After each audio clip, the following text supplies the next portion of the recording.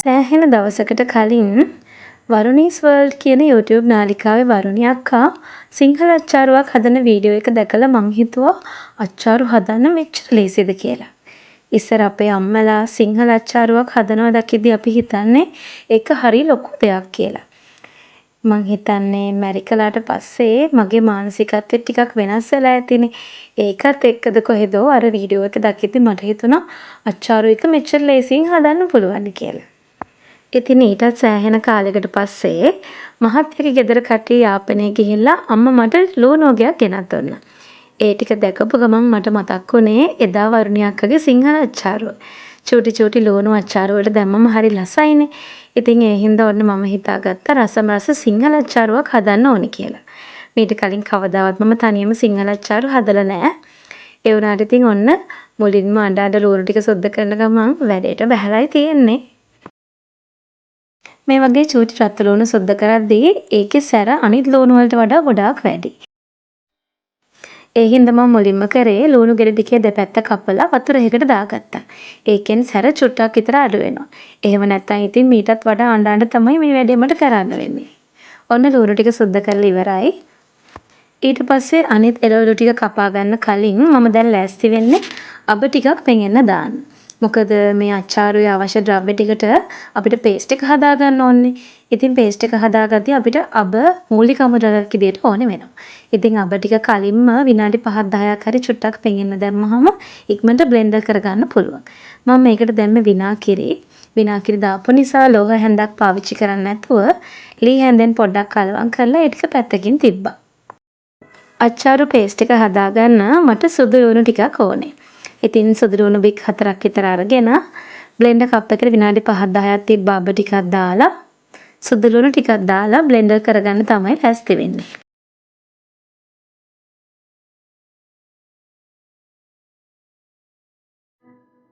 මේ මිශ්‍රණයට මම කහ කුඩු හැඳි භාගයක් විතර, ඒ වගේම මිරිස් කුඩු හැන්දක් විතර, තව ගම් මිරිසුත් ටිකක් එකතු කරගත්තා.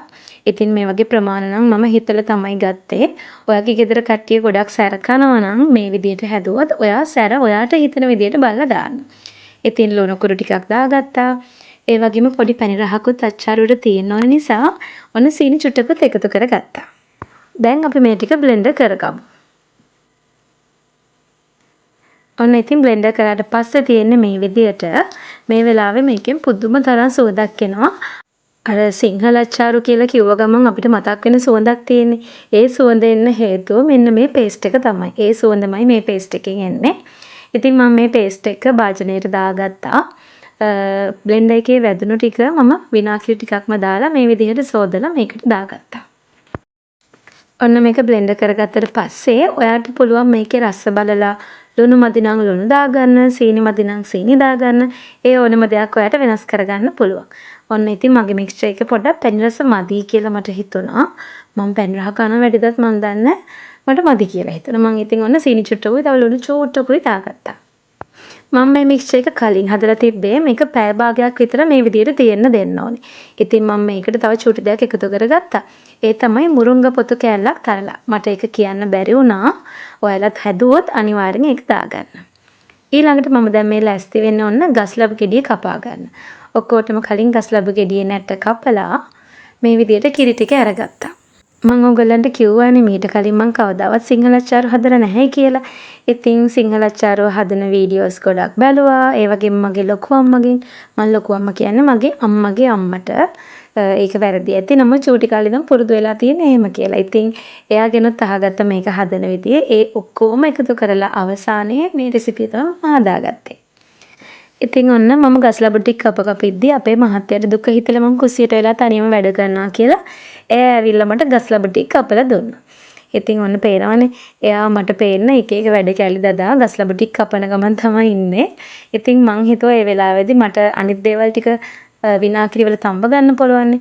මං ඉතින් ඒ වැඩ ටික කරන්න ගත්තා. ඇත්තටම මට ওই එළවලු වර්ග එහෙම හීනියට කපන්න අමාරුයි. ඉතින් අපේ මහත්තයා මට වැඩ කැලි දදා පෙන්න ඔය ටික එක එක විදියට කපන ගමන් ඉන්නේ. ඉතින් අවස්ථාවෙන් ප්‍රයෝජන ගන්න ඕනේ. මම ටටා කාලා කැරට් ටිකක් සුද්ධ කරලා දීලා එයාට කියලාම කපා ගත්තා. ඉතින් එයා මට පේන්නත් එක්ක මේ ගොඩාක් හීනෙට ওই ටික කපනවා පේනව නේද? මං හිතන්නේ කාන්තාවන් වන අපිට අපි කුස්සියේ වැඩක් කර කර ඉද්දී අපේ මහත්තයා ඇවිල්ලා ඒ මොනවා හරි උදව්වක් මොන විදියට කරලා දුන්නත් අපි ඒක හරි ආදරෙන් බාර ගන්නවා.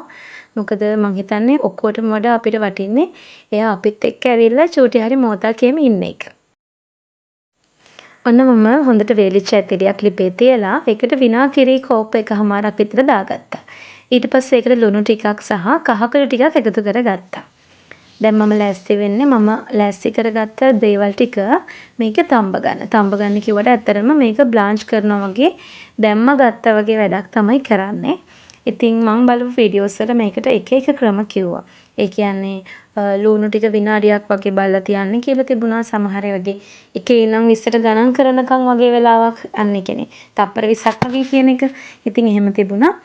මං ඉතින් මේක තියලා ඇත්තටම ටිකක් වෙලා විනාඩියට අඩු කාලයක් තියලා ටක් ගාලා ගත්තා. ගොඩාක් වෙලා තැඹුණොත් එimhe ලුණු ටික රස නැතු යනවා. නිකන් දිය රසක් වගේ එනවා.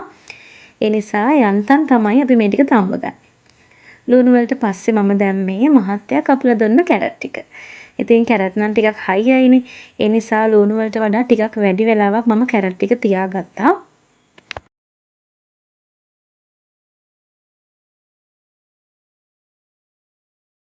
කැරට් ටික තඹ ගත්තට පස්සේ මම දැන් ගස් ලබු ටික තඹ ගන්න යන්නේ. ගස් ලබුත් කැරට් වගේම වෙලාවක් තමයි ලිපේ තියාගත්තේ. ගස් ලබු නම් ගොඩක් තිබ්බ නිසා මම දෙපාරකට තමයි ඒක තඹ ගත්තේ.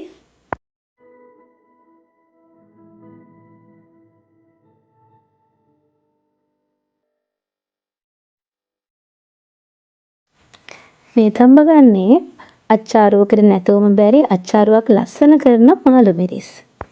ඉතින් මම සෑහෙන try එකක් දීලා තමයි අච්චාරුවට ටිකක් සැර නැති මාළු මිරිස් එක හොයාගත්තේ. සමහර මාළු මිරිස් වර්ග දිනවනේ ගෑවුනත් පුදුම තරම් සැරක් එන. ඉතින් මට මේ හම්බුන මාළු මිරිස් එක එච්චර සැර නැහැ. මට හොයාගන්න ඕනෙත් ඒකම තමයි.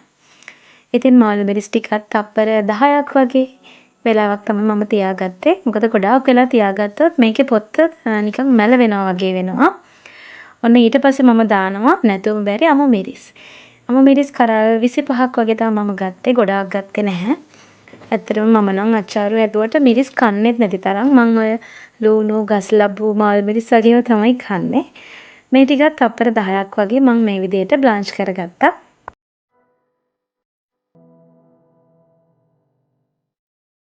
ඊළඟට අපි තඹගත්ත මාළු මිරිස් ටිකයි අමු මිරිස් ටිකයි විනාඩියක් දෙකක් තියෙන්න දීලා මේ විදිහට පලා ගන්න ඕනේ.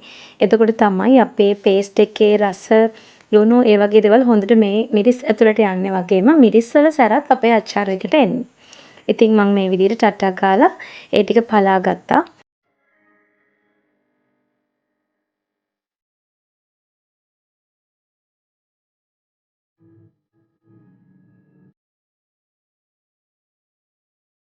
අච්චාරුව හොඳට මික්ස් කරගන්න ඕන නිසා මම ටිකක් ලොකු ප්ලාස්ටික් භාජනයක් ගත්තා මේ වැඩේට.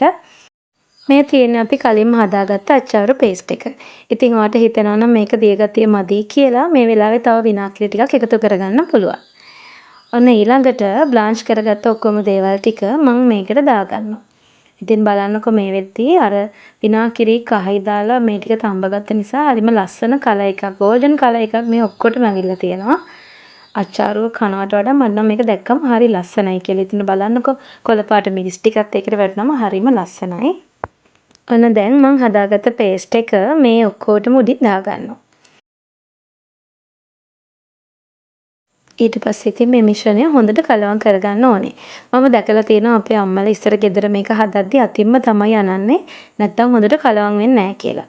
ඒ වුණාට සමහර වෙලාවට මේක අතින් යනොත් එහෙම මට අද හවසට පන්ති යන්නත් බැරි වෙන්න පුළුවන්. මොකද මගේ අත සමහර වෙලාවට සම්බෝල වගේම යනවම ගොඩක් දැවිල්ල හැදෙනවා. ඉතින් අමාරු වැටෙන්න ඕනේ නෑනේ. ඒ හින්දා ඉතින් මම හැන්දෙන්ම මේක කලවම් කරගත්තා. මේ මිශ්‍රණය කලවම් කරද්දී ලුණු මිරිස් වගේ දේවල් සීනි වගේ දේවල් මදි නම් ඔයාලට එකතු කරගන්න පුළුවන්.